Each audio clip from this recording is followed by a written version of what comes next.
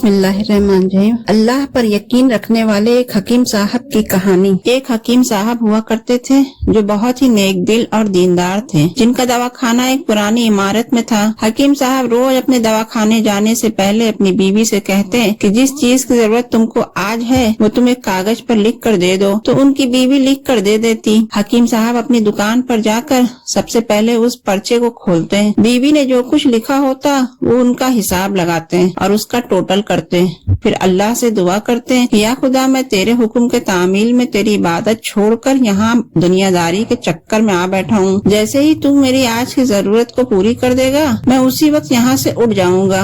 اور پھر یہی ہوتا، کبھی تو صبح کے 9 بجے یا کبھی 10 بجے حکیم صاحب اپنے مریضوں سے فارغ ہو کر اپنے گھر چلے جاتے ہیں۔ ایک دن حکیم صاحب نے اپنی دکان کھولی اور رقم کا حساب لگانے کے لیے پرچی کھولی تو وہ پرچی کو دیکھتے ہی رہ گئے۔ ایک لمحے کے لیے تو ان کا دماغ گھوم گیا، ان کو اپنی آنکھوں پر وشواس نہیں ہو رہا تھا، لیکن جلدی انہوں نے اپنے آپ پر قابو پا لیا۔ اس پرچے پر آٹے دال کے علاوہ ان کی بیوی نے لکھا ہوا تھا بیٹی کے دہیج کا سامان۔ حکیم صاحب کچھ دیر سوچتے رہے، پھر سب چیزوں کی قیمت لکھنے کے بعد دہیج کے سامان کے سامنے لکھ دیا کہ یہ خدا کا کام ہے اور خدا ہی جانے۔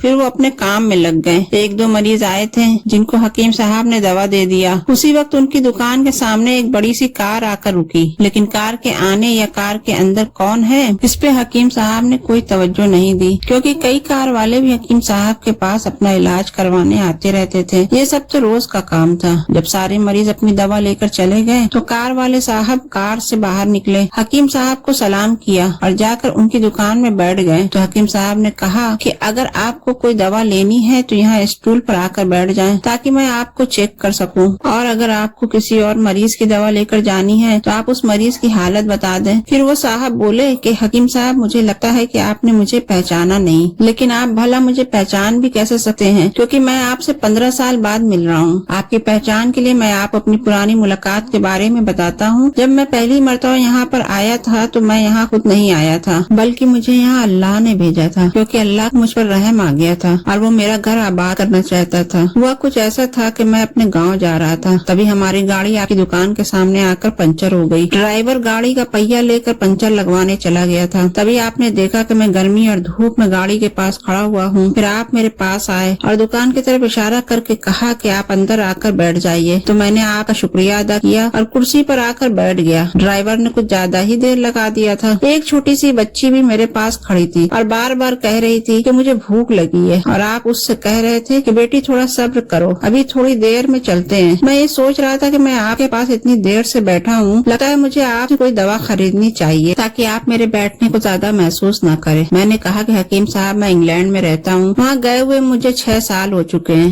جانے سے پہلے میری شادی ہوئی تھی، لیکن آج تک میری کوئی اولاد نہیں ہے۔ میں نے ہر جگہ علاج کروایا، لیکن اب صرف مایوسی ہے۔ آپ نے کہا کہ میرے بھائی توبہ استغفار پڑھو اور اپنے رب سے مایوس نہ ہو۔ خزانے میں کسی چیز کی کمی نہیں، گھر، اولاد، مال، غم، خوشی، زندگی اور موت سب اسی کے ہاتھ میں ہے۔ کسی ڈاکٹر کے ہاتھ میں شفا نہیں ہوتی اور نہ کسی دوا میں شفا ہوتی ہے۔ اگر شفا ملتی ہے تو وہ خدا کے حکم سے ملتی ہے، اولاد دینی ہے تو وہی دینے والا ہے۔ مجھے یاد ہے کہ آپ باتیں بھی کر رہے تھے اور ساتھ پڑیا بھی بناتے جا رہے تھے۔ ساری دوائیں آپ نے 2 حصوں میں کر کے انہیں الگ الگ لفافوں میں رکھ دی۔ پھر آپ نے مجھ سے پوچھا کہ آپ کا نام کیا ہے۔ میں نے کہا میرا نام افضل ہے۔ آپ نے ایک لفافے پر افضل لکھا اور دوسرے لفافے میں بیگم افضل لکھا۔ پھر دونوں لفافے ایک تھیلے میں ڈال کر دوا کھانے کا طریقہ بتایا۔ میں نے بے دلی سے دوائی لے لی کیونکہ میں تو صرف آپ کو کچھ رقم دینا چاہتا تھا، لیکن جب دوا لینے کے بعد میں نے پوچھا کہ کتنے پیسے دینے ہیں تو آپ نے کہا کہ بس ٹھیک ہے، تو مجھے کچھ سمجھ میں نہیں آیا اور میں نے دوبارہ پوچھا تو آپ نے کہا کہ آج کا کھاتا بند ہو گیا۔ تو میں نے کہا کہ مجھے آپ کی بات سمجھ میں نہیں آئی۔ وہیں پر ایک شخص اور موجود تھا تو اس نے مجھے بتایا کہ کھاتا بند ہونے کا مطلب ہے کہ حکیم صاحب نے آج کے گھریلو خرچے کے لیے جتنی رقم اللہ سے مانگی تھی وہ اللہ نے انہیں دے دی ہے، زیادہ رقم وہ نہیں لے سکتے۔ میں بہت حیران ہوا اور دل ہی دل میں شرمندہ ہوا کہ میرے کتنے گھٹیا خیالات تھے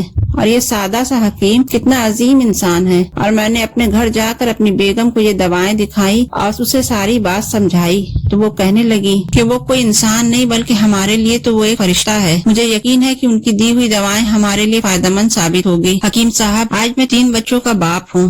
खुदा ने आपको हमारी मदद का वसीला बनाया। हम हमेशा आपके लिए दुआ करते हैं। जब भी मैं अपने गांव छुट्टी पर आया तो हर बार मैं आपकी दुकान पर आया, लेकिन मुझे हमेशा आपकी दुकान बंद ही मिली। मैं कल दोपहर को भी आया था, लेकिन आपकी दुकान कल भी बंद थी। वहीं एक आदमी खड़ा था। उसने कहा कि अगर आपको हकीम साहब से मिलना है तो आप सुबह 9 बजे आ जाएं, वरना उनसे मिलना मुश्किल है। इसलिए मैं आज आपसे मिलने सुबह सुबह आया हूँ। जब 15 साल पहले मैंने आपकी दुकान में आपकी छोटी बेटी देखी तो मैंने बताया था कि उसे देखकर मुझे मेरी भांजी याद आ रही है। मेरी भांजी की शादी इस महीने में ही होनी थी।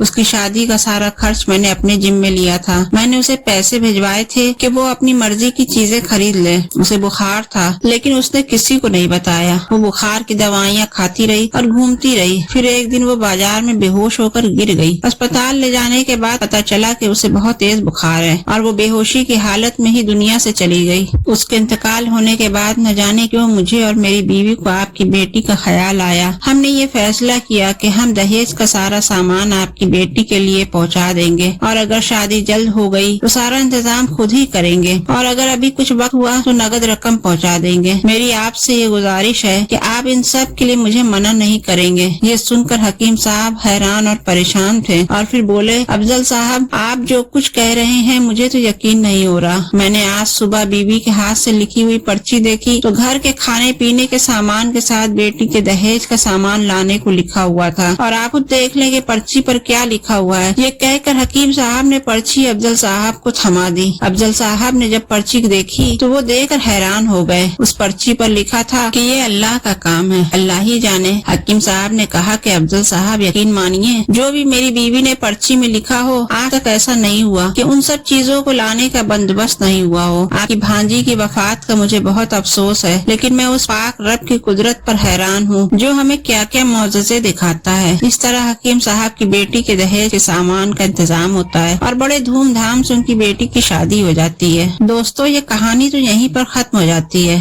मगर इसमें हमारे लिए सबक ये है कि अल्लाह ही पर भरोसा करना चाहिए और अल्लाह से कभी नाउम्मीद नहीं होना चाहिए, क्योंकि अल्लाह फरमाता है कि मायूसी गुनाह है। तुम मुझ पर यकीन करके तो देखो।